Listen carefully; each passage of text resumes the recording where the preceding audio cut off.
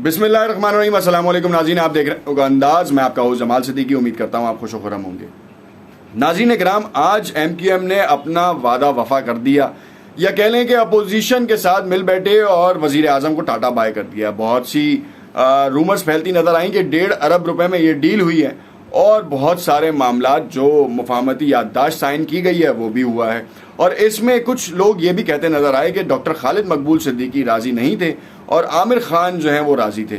अब इसमें कितनी सदाकत है ये तो आने वाला वक्त बताएगा, मगर मुआहिदा हो चुका। वज़ीर आज़म की किश्ती से कुछ और लोग भी निकल गए। 7 अरकान निकलने के बाद वज़ीर आज़म के नंबर जो हैं अब बिल्कुल भी किसी भी तौर पर तहरीक अदम एतमाद की तहरीक को नाकाम बनाने में कोई अहम किरदार अदा नहीं कर सकते। जो इस वक्त हैं 22 मुनर्रिफ अरकान ऑलरेडी सिंध हाउस में आज इजलास में उन्होंने शिरकत की है और उसके हवाले से बहुत से अच्छे लोगों के बयान भी सामने आ गए। मगर क्या वाकई MQM 1.5 अरब रुपए की जो बात है उसमें कितनी सदाकत है? और दूसरी जानिब अस्करी क़यादतों ने जो आज वज़ीर आज़म हाउस का जो विज़िट किया वो आखिर क्या इमरजेंसी का इतलाक था या कुछ और था? ये आज की बड़ी ब्रेकिंग न्यूज़ है, अंदरूनी ज़राए से हम आपको बता रहे हैं। और अब से कुछ ही देर बाद जब तक ये वीडियो नशर होगी तो हो सकता है कि न्यूज़ चैनल्स के ऊपर ये भी इसकी अंदरूनी हकीकत आपके सामने आया हो जाए, क्योंकि इस वक्त तक ये बात बहुत ही सीगा राज में थी और कहा यह जा रहा था कि इस मामले के ऊपर कोई भी न्यूज़ चैनल के पास अब तक की कोई अपडेट नहीं है। मगर ये कुछ लोगों की वजह से ये बाहर आ रही है और एक वेबसाइट की जीनत भी बनती नज़र आ रही है। और देखना यह है कि ये इसमें कितनी सदाकत है। इस वक्त सेनेटर फैसल जावेद ने एक छोटी प्रेस टॉक की। उसने कहा दिल्ली दूर है, अभी मामलात हल नहीं हुए पूरे, तहरीक अदम एतमाद वोटिंग वाले दिन देखेंगे क्या होगा। इतना कॉन्फिडेंस कहाँ से आया, ये बड़ा एक सवालिया निशान है। इमरान खान की किश्ती में से मुतादिद लोग निकल चुके हैं। ये वही इलेक्टेबल्स थे जिनको एक्वायर किया गया था और जिसकी वजह से हुकूमत बनी थी। थे तो PTI गई, कुछ आज़ाद भी थे, बासित बुखारी जैसे लोग भी थे। और उन्होंने कल जो सवालात उठाए वो भी एक बहुत ज़्यादा अहमियत के हामिल थे कि क्या उस्मान बुज़दार का इस्तीफ़ा आया या नहीं आया। ये अब तक सवालिया निशान है और इसके ऊपर कोई भी मीडिया में बात नहीं हो रही। तो ये बड़ा ही एक हैरान कुन अमल है, क्योंकि चौधरी परवेज़ इलाही इस वक्त फंस चुके हैं। अब चाहे उस्मान बुज़दार ने इस्तीफ़ा दिया या नहीं दिया, ये फंस चुके हैं। चौधरी परवेज़ इलाही को जो है वो अपोजिशन की गिरफ्त से निकालने का ये बड़ा बेहतरीन काम था जो इमरान खान ने कर दिया। और इमरान खान ने ही चौधरी परवेज़ इलाही को ये टास्क भी सौंपा कि आप इत्तेहादियों को उससे मुलाकात करें और मामलात को तय करें। मगर उसमें भी ये कामयाब नज़र नहीं आया और MQM का वोट बैंक जो है वो किसी और के पलड़े में जा चुका है। मगर अस्करी क़यादत के अंदर घुसने मतलब जाने मीटिंग के बाद जो मंजर आम पर बात आ रही है बड़ी अहम है। इस बात की तफसील में जाने से कबल आपसे इल्तमास करते हैं कि अगर आपने चैनल सब्सक्राइब नहीं किया तो इसे ज़रूर सब्सक्राइब कर लें ताकि आने वाली तमाम वीडियोज़ के नोटिफिकेशन आपको मिलते रहें। नाज़रीन कराम, बिल्कुल भी वक्त ज़ाया किए बगैर आपको बताता चलूँ कि अस्करी क़यादत के साथ होने वाली मीटिंग का कुछ लुब्बे लुबाब आपके साथ शेयर करें। वो ये हैं कि अपोजिशन और हुकूमत बैकडोर चैनल से राब्ते के लिए काविशें करे।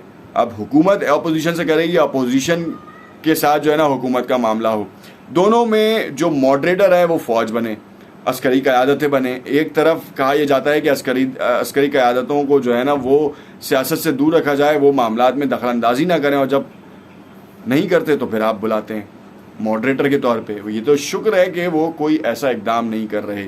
मामलात तो ट्विटर पे यहाँ तक आ चुके थे कि इमरजेंसी का इतलाक हो रहा है और अब से कुछ ही देर बाद जो है ना वो इसका ऐलान भी कर दिया जाएगा। मगर मामलात सेटल हुए और उसके बाद जो खबर आ रही है वो ये आ रही है कि हुकूमत और अपोजिशन के दरमियान एक सफ़े पे आने के लिए इंतखाबात कबल वक्त करा दिए जाएं, जिसकी डिमांड शेख रशीद कर रहे थे। जो कि बहुत ही अहमियत की बात है कि शेख रशीद ने पहले ही इस चीज़ को बता दिया था, भांप लिया था। ये बाबा वांगा की तरह पेशन गोइयाँ करते हैं। शेख रशीद बाबा वांगा की तरह मुतादिद ऐसी पेशन गोइयाँ कर चुके हैं जो सच पे मबनी निकली हैं या इंटरनल सोर्सेज की वजह से उन तक खबरें पहले पहुँची और उन्होंने काम किया। अगर कबल अज़ वक्त इंतखाबात हो जाते हैं तो अपोजिशन को ये डर है कि ये हमारा ख्याल है कि अपोजिशन को ये डर लाहक होगा कि इस वक्त उनकी कारकर्दगी के लिए बताने के लिए कुछ नहीं है।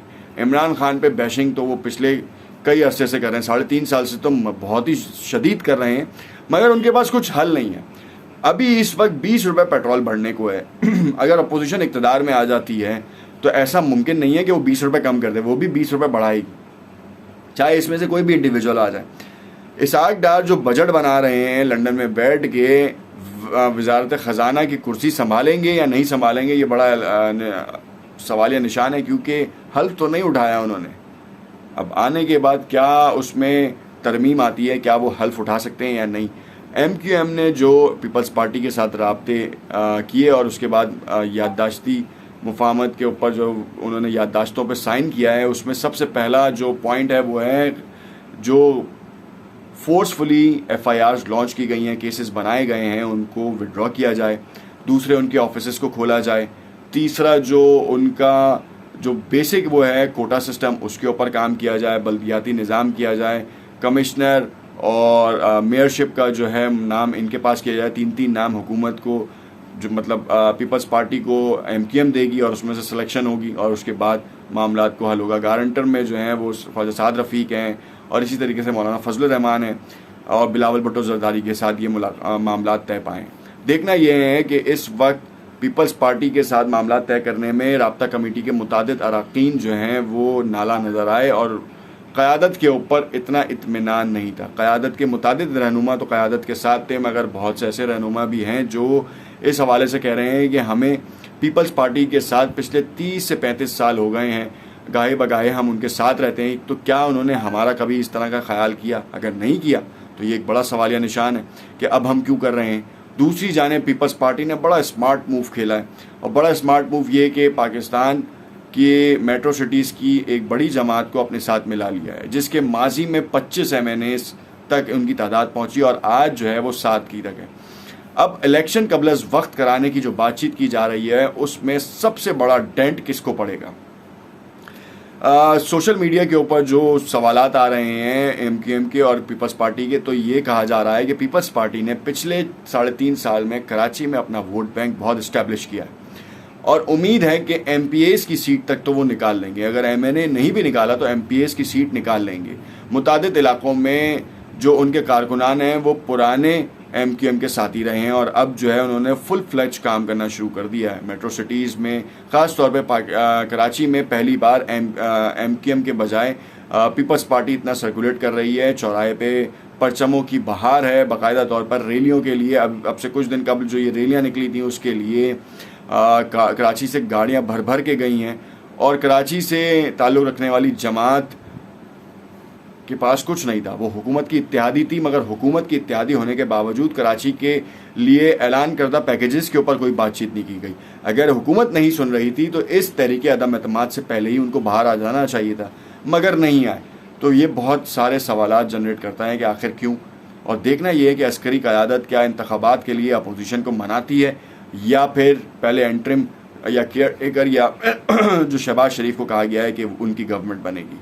देखना यह है कि कोलिजन की फिर गवर्नमेंट बन रही है और कितना अरसा चलती है। इलेक्शन तो डेफिनेटली 6 माह के अंदर होंगे ही होंगे, क्योंकि ये अपोजिशन के अरकान साथ मिलकर चलने को तैयार हो नहीं सकते, एक दूसरे को गालम गलोच करते हैं और माजी में भी की और अब भी हमें यही लगता है कि ये एक साथ चलने के लिए तैयार नहीं है। हालांकि इस वक्त प्यार मोहब्बत बहुत बड़ा हुआ है। देखते रहिएगा अनोखा अंदाज़। कमेंट में अपनी राय से ज़रूर आगाह कीजिएगा। लेटेस्ट अपडेट्स के साथ हाजिर होंगे और आपको बताएंगे कि मामलात किस नहज पे जा रहे हैं।